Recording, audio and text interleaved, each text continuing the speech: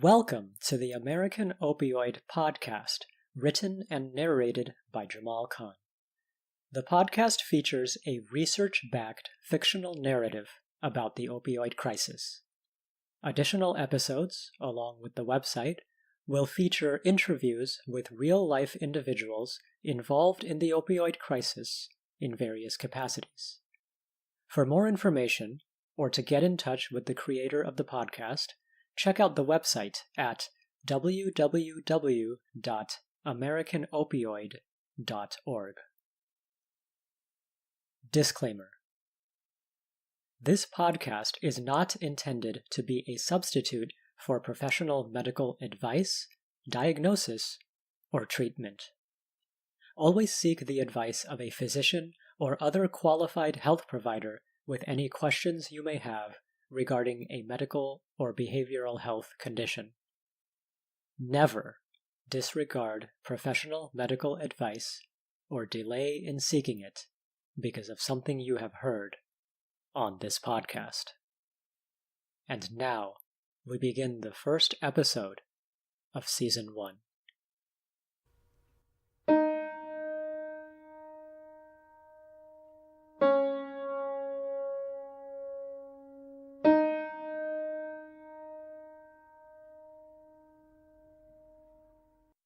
They met when she could not speak and he could not hear.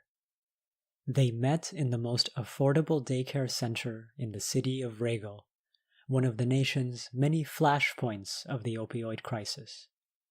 He was 2, she was 3. They relied on each other for survival. They met when she could not speak and he could not hear. His name was Matt. Once the divorce was finalized, Matt's mother started working again and dropped him off at City Day Nursery every day in the early morning. It was crowded and cacophonous, with tiny bodies scampering to and fro across a fraying carpet anchored by blaring TVs, but it was all she could afford. Even at that young age, Matt felt the sting of loss, of an opportunity slipping away from his fingertips, of missing what might have been. At the time, Matt's father was completely unaware that Matt was deaf. Not that it would have made a difference in his decision to leave and never come back. But still.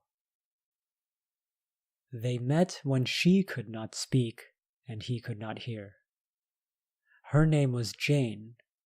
Her parents were still together, but her father had been laid off from his construction job because of the recession looming over the country, taking out casualties at random and leaving the survivors on tenterhooks.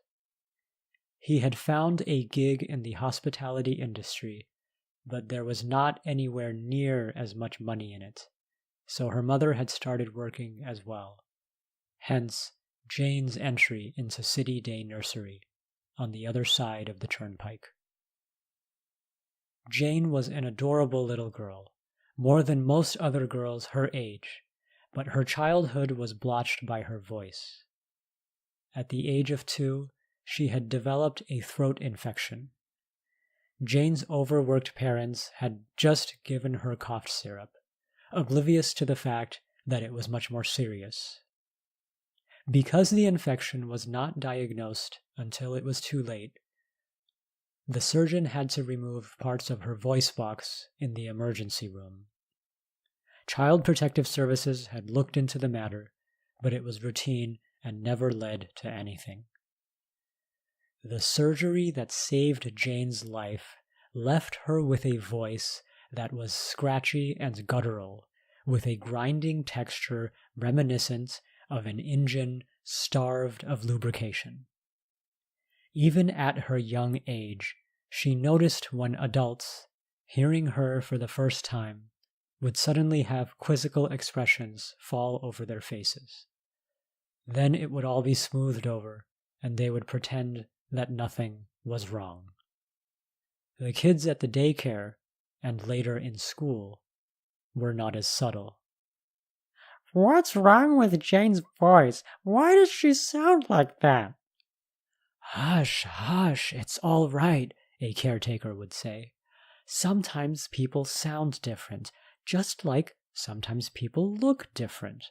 But that's fine. Think about how boring the world would be if everyone looked and sounded and acted the same." Sometimes the intervention helped, sometimes it had no effect, and sometimes it made things worse. Sometimes the teasing slipped below the radar.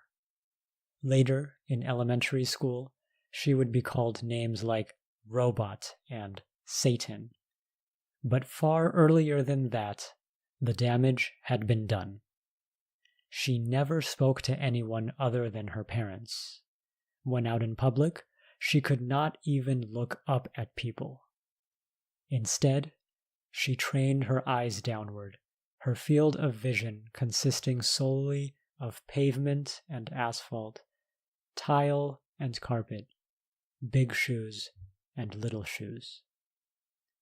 At City Day Nursery, she let herself get sucked into the comforting aura of one of the TVs clustered throughout the space. There were usually at least several showing cartoons. Gluing herself to a screen allowed her to not have to speak to anyone. She would sit beside the other children, who would be too hypnotized by the animation to chat. During the boring commercials, she looked around. She would much rather be doing other things, like playing with the blocks or the Barbies. But there were always groups of children in the way, and they would be chattering amongst each other excitedly. So she shied away, despite her yearning for something more interactive. Then, one day, she noticed a new boy at the daycare. From the start, she could tell he was different. He did not interact with anyone, just like her, but he also avoided the TVs. He just sat and observed the other children, lost himself in them, until he seemed to be unaware of his own self. When the other children called out to him, he did not react at all, just stared at them instead. Soon, Jane stared at Matt, trying to figure him out. Matt was particularly drawn to the blocks. He would take a few, but instead of building something, he would just move them around on the floor with his hands, fascinated. But other children would butt in and grab random blocks for whatever they were building, and he would cry in frustration. He wanted everything to be a certain way, and seemed unable to tolerate the slightest disturbance. Then, one day, he noticed a box of crayons in the corner, forgotten. He removed them from the box, gently, and spent an entire day lining them up in different combinations, while Jane watched, intrigued. One of the caregivers, concerned about Matt's lack of interaction with the other children, was kind. She gave him some scraps of paper and, holding his tiny hand within hers, helped him do some coloring. When Matt saw that the color from the crayon had been magically transferred onto the paper, he gaped at what they had done, at what he had done. Then, looking up at her with sheer joy in his eyes, he jumped up and down, arms raised, fists clenched in jubilation. She gave him a hug, and from then on, she stored his crayons and papers in a special place in the back, bringing them out when he arrived and keeping them safe when he was gone. Jane watched all this take place with wonder. Something about Matt was magnetic to her. He would sit with the crayons, experimenting with different approaches to drawing, and soon shading. At one point, she did not remember exactly when, she came forward and sat next to him as he drew. For a couple of hours, he did not even realize she was there because he was so absorbed. When he finally did notice her presence, he eyed her warily, thinking that she would intrude on what he was doing. Over time, though, he saw that she was not interfering with his process, not pawing at the crayons like the other kids, so he did not mind having her around. In fact, he kind of liked the attention, the audience of one, in the frenetic, packed playroom. He was stuck to his drawings, and she was stuck to him. Not infrequently, a waft would flow through the room and cause noses to wrinkle. The close quarters made it worse. One of the caregivers would then need to pick up toddlers in the vicinity of the stench and sniff bottoms to identify the culprit, and then bring the little one to the back for a diaper change. This was routine. About a half dozen signaled the passage of half the day, and a little over a full dozen foretold the moment when exhausted, irritable parents would soon start arriving to pick up their children from the harried staff. Matt and Jane were mostly oblivious, until their own turns came to leave. He left a bit before her, and she would feel anxious in the interim, though less so because most of the other children were already gone. She felt safe with him. The two of them would always be off in their corner, away from the TVs, away from the other children, in their own cozy little world. She could speak as much as she wanted, could sing and scream, wail and weep without fear of being judged or mocked. She could be herself. She loved it. Over time, their relationship became more reciprocal. He would sit patiently, watching her, without saying anything. She would act out small scenes she made up in her head. The pirate, the bad guy, the damsel in distress. She would transition between the characters expertly, playing each one with aplomb. And he would always watch, quietly, always with interest. He did not applaud. He did not need to. The sheer intensity of his gaze upon her was enough. He was her reason for getting on, the source of her confidence. He gave her back her voice. She felt as if she once again had full permission to use it. Other children would openly guffaw at her soliloquies, sometimes from just a few steps away, finding a common identity in their communal ridicule of her.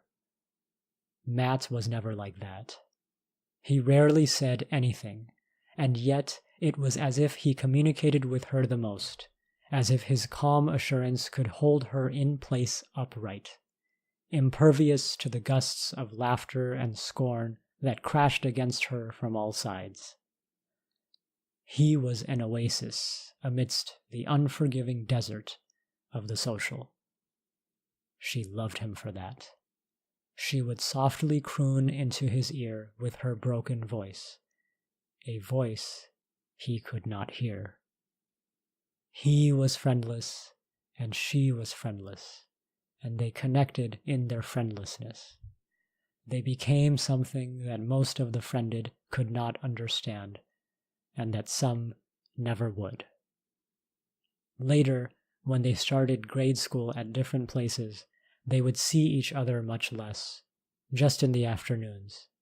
Still, each day she would yearn for the time when she would be able to see him again, be herself again, be safe and free again.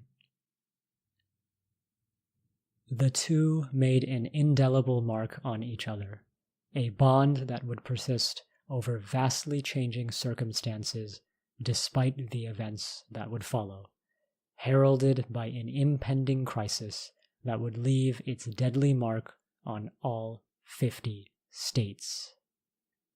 Already there were signs.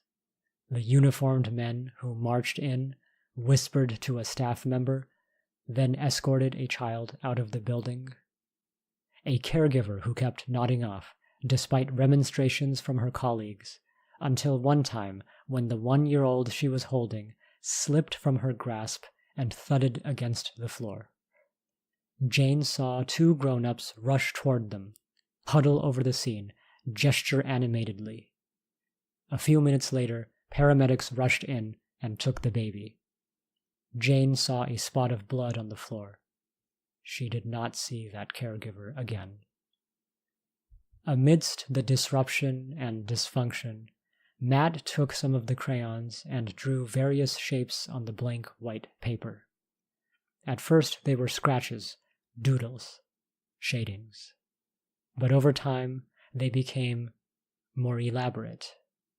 He would concentrate on one for a very long time, completing it only after several days, then hold it out with his arms completely extended, scrutinizing it carefully.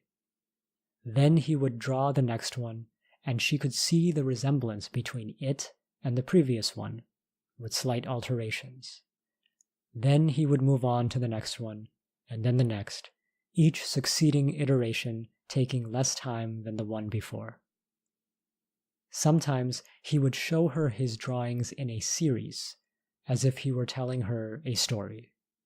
Then he would dance around, excited, fists manically pumping in the air, as if he had accomplished something big. She did not understand what he thought he had achieved, since she could not really make out any recognizable shapes, but she felt just as happy for him nonetheless. Then he would start over again. She watched him draw, and he watched her act. By observing her closely, he picked up the basics of lip reading. He did not yet have the privilege of learning sign language from a professional, so he sat silently and watched. Soon, he made out her name. Of course, because he was picking it all up from scratch, his lip-reading skills were not precise. She pointed toward herself, told him her name was Jane. He called her Rain. "No, Jane," she said, giggling. She pointed to herself again. "Jane, Jane!" He smiled shyly. "Rain." Then, suddenly, one day, Matt was not there when she arrived that afternoon. That was okay, she thought. Maybe he had gotten sick or something. A cold had kept her away for a few days. Surely he would be back. He was not there the following day, or the day after that. Jane looked around, frantic. Where did he go? What had happened? She began to worry. Then the week concluded, and the weekend arrived. She did not enjoy it. The whole time she was pensive. On Monday, when he failed to show up yet again, something collapsed inside her and all reserve went out the window. "Where's Matt? Where's Matt?" "Who?" Matt, where is he?" When she saw the quizzical looks, her panic spiraled out of control, and she started crying hysterically. "Do a search for that other kid, will you? I can't take that much more of this awful noise. I mean, she shouldn't be crying like this. You know who I'm talking about, the one who's with her all the time, with the crayons off in the corner?" It turned out that Matthew Kane was no longer coming to the daycare. His mother had figured out something called alternative arrangements.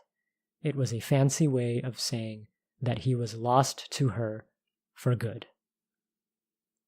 Jane fell into a deep depression. She wandered around the facility in a haze. Before, school had been easy to handle. She had put up with the teasing and the isolation by looking forward to the time when she would be able to see Matt again, be herself again.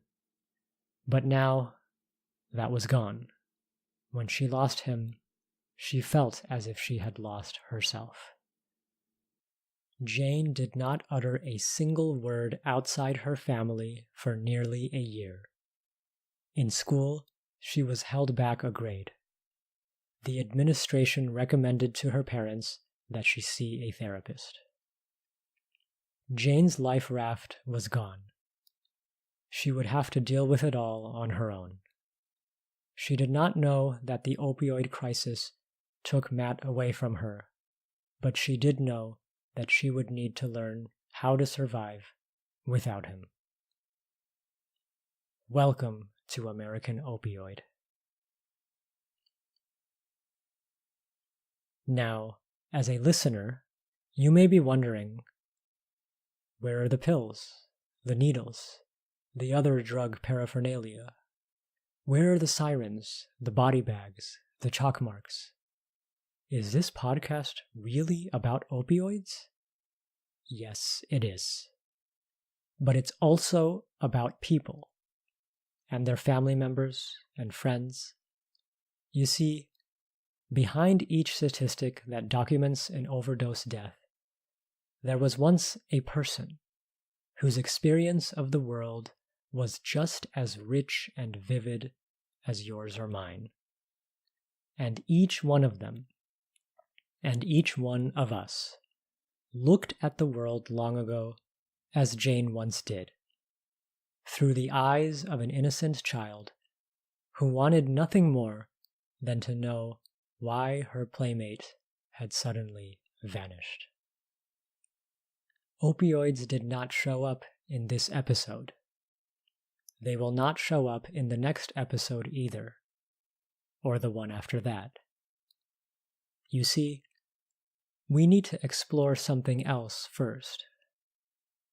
Matt's mother did not believe he was deaf, despite being informed of that fact months before Matt and Jane ever met. See you next time for episode 2 of American Opioid.